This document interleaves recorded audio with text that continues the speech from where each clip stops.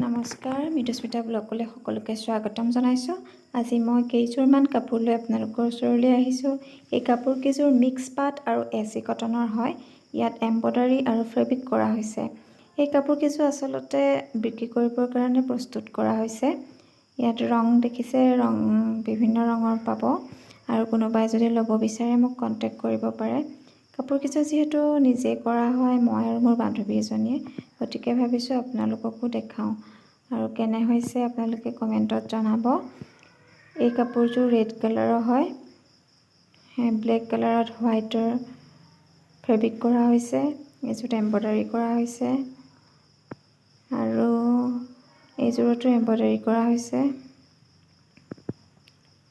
এই বগা কাপোৰযোৰ বৰ মৰম লাগিছে। এইযোৰ ব্লেক কালাৰৰ কাপোৰ, দেখিছেনে বাৰু, ইমান মৰম লাগিছে। ইয়াত পাথৰ লগোৱা হৈছে। আপোনালোকে জনাবচোন কেনে পাইছে। পুনৰ এটা নতুন ভিডিঅ' দিয়াৰ আশাৰে আজিলৈ ইমানেই।